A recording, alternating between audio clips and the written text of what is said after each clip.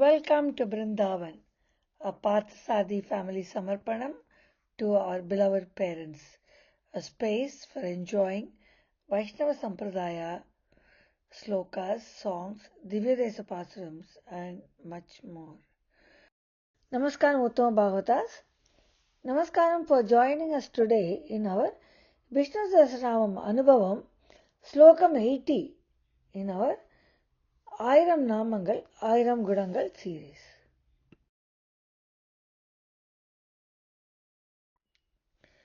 रामानुजदयापात्रं ज्ञानवैराग्यभूषणं श्रीमद्वेङ्कटनाथार्यं वन्दे वेदान्तदेशिकं श्रीशैलेशदयापात्रं दीपत्यादिगुणात्मकं यतीन्द्रप्रवणं वन्दे रम्यजामातरं मुनिम् अमानीमानदो मान्यो लोकस्वामी त्रिलोकधृत् सुमेधा मेधजो धन्यः सत्यमेधाधराधरः. The first Nama in Slokam 80 is Amani. He is ready to do anything for his bhaktas. He is always ready to do anything. He subjugates himself to his bhakta. That is, he goes as a messenger to the Pandavas. Even though he is Sriman Narayana himself, Krishna goes as a messenger of the Pandavas to Duryodhana's court, knowing very well that Duryodhana is not going to honor him. Then he also makes himself as a charioteer for Arjuna in the Mahabharata Kurukshetra war. So he is ready to do anything for his true bhaktas. Nama is Amanine Namaha. We will now see the second Nama, which is Manadaha. He honors his devotees. He not only is ready to do everything, he honors his devotees. He makes them over himself. Like he made Arjuna the rider of the chariot, of which he himself was a charioteer. After killing Kamsa, he crowned Ugrasena as the king, and he was a subordinate. He didn't want him. Lord Krishna didn't want himself to become the king in place of Kamsa. After killing Kamsa, he calls Ugrasena and makes him the king, and he becomes a subordinate. Similarly, he made Yudhishthira the king of the Pandava kingdom, and he respected him. This shows Bhagavan's Saulabhya Gunam. That is Manada. Nama is Manadaya Namaha. The third Nama we will see is Manyaha. He is full of affection. Manam. His mind is always with us. He is full of affection towards his devotees, his true devotees, those who surrender unto him. And he considers it an honor and enjoys doing everything we ask for him. That is his manya, that is his saulabhyam, his simplicity, his humility. And he goes all out showing his affection towards us, his devotees, and considers it an honor. Just like we feel it's an honor to do something for a great person. So he is greater than all of us, but still, because of his saulabhyam, Bhagavan feels very happy to do things, and he thinks it is his duty to help us. Nama is Manyaya Namaha. We will now see the Nama Lokaswami. The previous Loka we saw is Lokanatha, Bhutavasa. So now we will see Lokaswami. Swami is master. Lokam, as we saw, is earth or the world. So he is a master of the world. Lokaswami. Even though he has all the power, he is very simple. That is his Saulabhya. He is the master of everything, all of the universe. He is the creator. He is the master of everything, but he is very simple, very Saulabhya, very approachable. That is Lokaswami. Nama is Lokaswamine Namaha. Nammalvar in his Tiruvamazhi 4.5.7 sings about Bhagavan is the owner of all of the world, and he says, when he is there, I have no difficulties or I have no deficiencies. There is nothing that I need more than that. Enna kurai namakke. We don't have any kurai. We don't have any difficulties. Endrum ondragi ஒத்தாரும் மிக்கார்களும் தன் எனக்கு இன்றி நின்றானை எல்லா உலகும் உடையான் தன்னை குன்றம் ஒன்றால் my காத்த பிரானை சொல் மாலைகள் நன்று சூட்டும் விதியை தினம் என்ன குறை நமக்கே. What is the difficulty for us when we pray to that Bhagavan who is the single person or the single one who is worshipped by everybody, all the learned people, and then he stood for himself and he owns all of the world. And then he also took care of the people in the Gokulam by lifting the Govardhanagiri and getting them all underneath during the incessant rains. When he is there with us, what is the difficulty for us? This is what Nammalvar says. Next Nama we see is Triloka Dhrita. Triloka means three worlds. That is, he is the creator of all the three worlds, and therefore he takes upon him to support everything just as parents support the children. So he is our father, he is our mother, as you already saw, and since he created everything, he takes care of us and he makes sure that everything is okay with this support. Nama is Triloka Dhrite Namaha. We'll now see the Nama Sumedha. Su is good. Meda, he always keeps thinking about doing good for his devotees.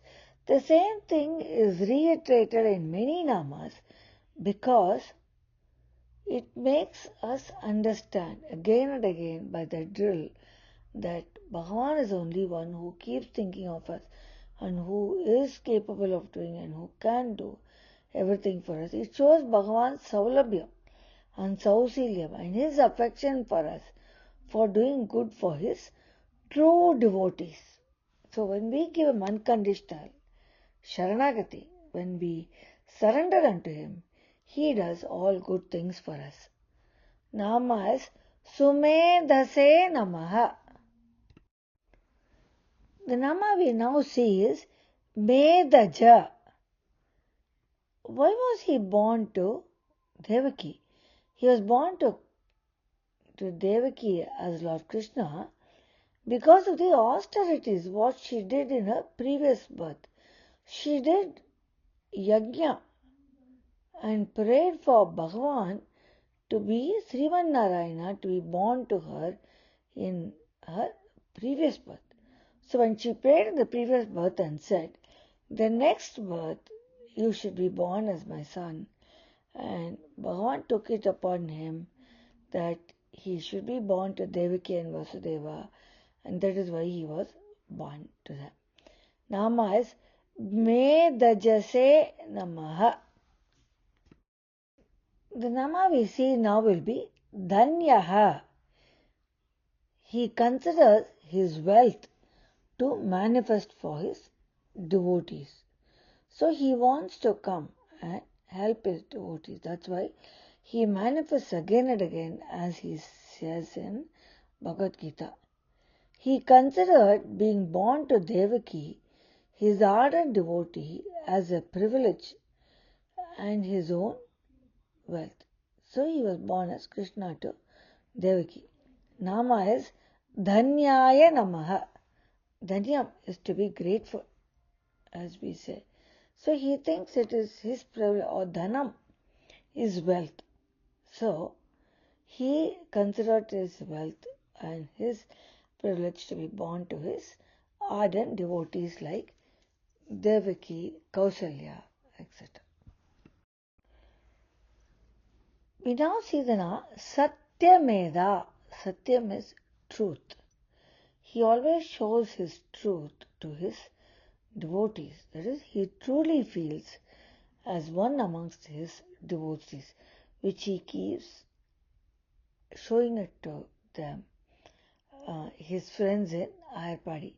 Just he goes along with them, like being a cowherd, drinking the milk and milking the cows, doing all kinds of things along with his friends, doing all his childhood pranks, just like his one part of the population there.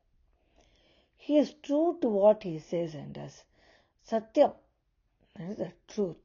So, this is what he truly said. He told his bhaktas. Even in Bhagavad Gita we can see that he says, Dharma samstavanatami sambhavami yuge yuge. Sambhavami yuge yuge. I will manifest again and again. So he comes. So when he comes, he shows us that he is a friend. He made them feel that he was one among them and he was not anything very superior. He never showed his superiority, whether to his parents or his friends in Ayarpadi. He was a Sajati or friend. The last Nama in Slokam 80 is Dharadaraha. Dhara has two meanings. One is the earth, the other is mountain. Parasara Bhattar takes the second meaning. So he says that he is a mountain. He lifted the Govardhanagiri to protect the people of Ayarpadi or Gokulam from the incessant rains caused by Indra's anger. So he is Dharadaraha because he lifted the mountains to protect his devotees. Nama is Dharadaraya Namaha. To summarize Slokam 80, he is ready to do anything for his bhaktas. He is very devoted to his bhaktas. His bhaktas are devoted to him, but he in turn is ever ready to do anything for his bhaktas to keep them happy. He went as a messenger of the Pandavas to Duryodhana's course, fully well knowing that Duryodhana is not a good person. But still he wanted to give him a chance to see if he would rectify himself. He was the chariot of Arjuna and made Arjuna the rider. He honors his devotees, just like when he made Arjuna as the person who rides the chariot and he being the charioteer. He is full of affection towards his devotees. He loves us so much and considers it an honor, enjoys doing everything they ask for. Devaki, in her previous birth, asked Sriman Narayana that he should be born to her as a son and did some ostrich yajna, and Bhagavan was born to her. He is the master of all the words, but is very simple. He never shows his strength during his lifetime as Krishna Avataram or Rama Avataram. He created the three worlds and supports everything, just as a parent supports the children. He is the cause for us, so he takes it upon himself to protect us and ensure everything is good for us. He constantly thinks about doing good for his devotees. He was born as Lord Krishna to Devaki as a result of her yajna which he did in a previous birth.